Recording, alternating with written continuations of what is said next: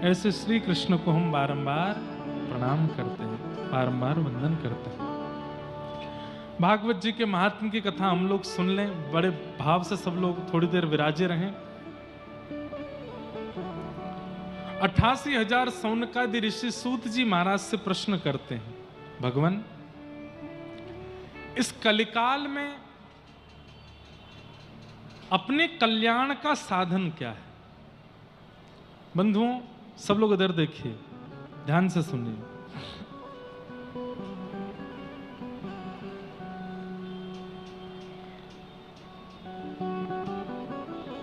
हमारा कल्याण कैसे होगा या हमारा कल्याण किस में है? कभी सोचा आपने? हाँ, सोचा। क्या सोचा था? इस स्कूल में पढ़ेंगे तो हमारा कल्याण होगा, इतने % मार्क्स लाएंगे तो हमारा कल्याण होगा। फिर सोचा इस यूनिवर्सिटी में जाएंगे तो हमारा कल्याण होगा, अपने जीवन में ये प्रोफेशन ले आएंगे तो हमारा कल्याण होगा, डॉक्टर, इंजीनियर, चार्टर्ड अकाउंटेंट या कुछ भी ये बन जाएंगे तो हमारा कल्याण होगा, इस कन्या से या इस पुरुष से ब्याह कर लेंगे तो हमारा कल्याण होगा, एक बेटा हो जाएगा तो कल्याण होगा, एक बेटी हो जाए तो कल्याण होगा, जुड़वा हो जाए तो कल्याण होगा। लोग मन में विचार करते रहते हैं। फिर ये इतना पढ़ लेंगे तो हमारा कल्याण होगा, ये वहां चले जाएंगे तो हमारा कल्याण, इनका यहां ब्याह हो गया तो हमारा कल्याण। धीमे धीमे हमारी बुढ़ापे की स्थिति आ जाती है। फिर हम लोग सोचते हैं 70-80 के समय पर, बंधुओं एक बात बोलूं, बुरा नहीं मानिएगा, रहने दो, नहीं बोल रहा, मान जाओगे आप, बोल दें। 55-60 के बाद में ना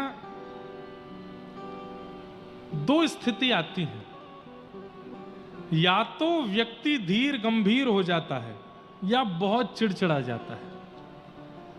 55-60 के बाद में आप देखेंगे या तो वो अत्यंत गंभीर हो जाएगा और या फिर अत्यंत छोटे बालकों जैसी स्थिति हो जाएगी, जिद करना, चिल्लाना, चिढ़ जाना। क्यों? उस उम्र में आकर के हम सोचते हैं, हमने क्या सोचा था कि ये हो जाएगा तो कल्याण होगा, ये हो जाएगा तो बढ़िया होगा, ये सब हो गया, लेकिन बढ़िया फिर भी कुछ नहीं होगा। बढ़िया फिर भी कुछ नहीं हुआ।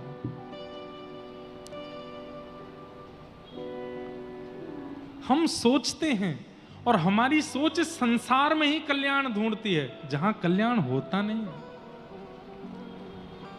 हमारा कल्याण का निधान क्या है? हमारा कल्याण किस में है?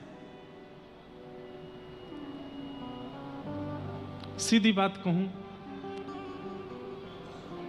हरि जपते जपते जपते, श्री राधा जपते जपते जपते, श्री कृष्ण जपते जपते जपते, श्री राम जपते जपते जपते, उनको पुकारते पुकारते पुकारते एक समय ऐसा आवे कि वे हमें पुकारने लग जाएं, तो समझो हमारा कल्याण है। अब हमारा कल्याण। आप कहोगे महाराज जी लटके झटके वाली बात बोल दी, ताली वाली बात बोल दी, लेकिन इसमें कोई लॉजिक नहीं है। क्यों नहीं है? मेरा सुमिरन हरि करे, मैं पावा विश्राम। हमारा कल्याण किसमें? कि उन्हें पता चल जाए कि मैं कौन हूं, उन्हें पता चल जाए कि मैं उनका प्रेमी हूं, उन्हें पता चल जाए कि मैं उन्हें प्राप्त करना चाहता हूं, उन्हें पता चल जाए कि मेरे जीवन का उद्देश्य केवल वे हैं, यही मेरा कल्याण है। सब लोग इधर देखो, यहां देखो, कथा सुनो। उन्हें पता नहीं है अभी। कभी कभी मैं सोचता हूं, इतना विशाल संसार, इतना वृहद संसार, इस वृहद संसार में, विशाल संसार में ठाकुर जी को पता भी होगा कि मैं कौन हूं या आप कौन हो? चींटी के पग नूपुर बांधे तो भी साहिब सुनता है, कहते तो हैं, पर ठाकुर जी को कैसे सुनाई देता होगा? अभी हम नेपाल गए थे मुक्तिनाथ, तो जब आप पोखरा से मुस्तैंग की ओर जाओगे, जहां मुक्तिनाथ हैं, 4 घरों के गांव पड़ेंगे, फिर 6 घरों के गांव पड़ेंगे, 7-8 घरों के गांव पड़ेंगे, फिर किलोमीटरों तक कुछ भी नहीं है।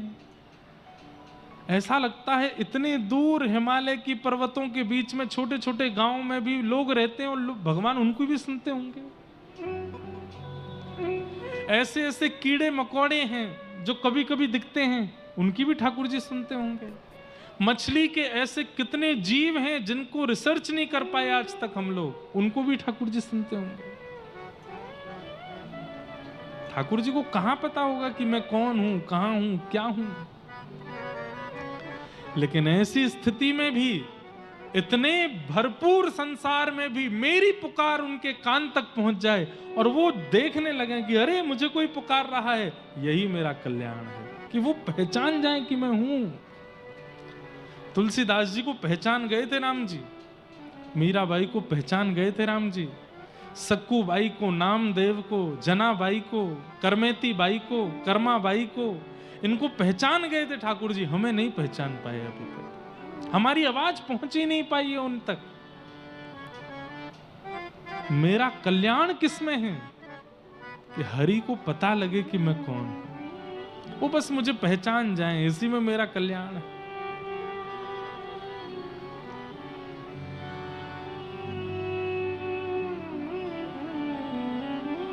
फिर भी अपने जीवन का यदि कल्याण करना हो तो हम क्या करें, ये प्रश्न जब किया तब सूत जी महाराज उत्तर देते हुए कहते हैं कि प्रीति सौनक चित्ते ते यतो विचमी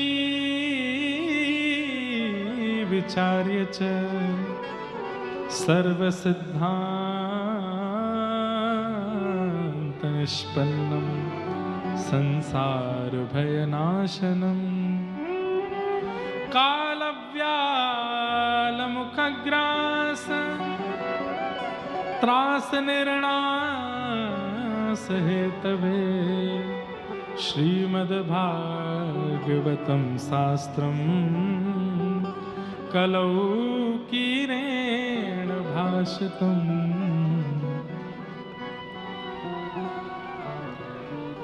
इस घनघोर कलिकाल में यदि मानव को अपना कल्याण करना है तो श्रीमद् भागवत की शरण ग्रहण कर ले। भागवत में कही गई वार्ताओं का पालन करने लग जाए, उसका कल्याण निश्चित हो जाएगा।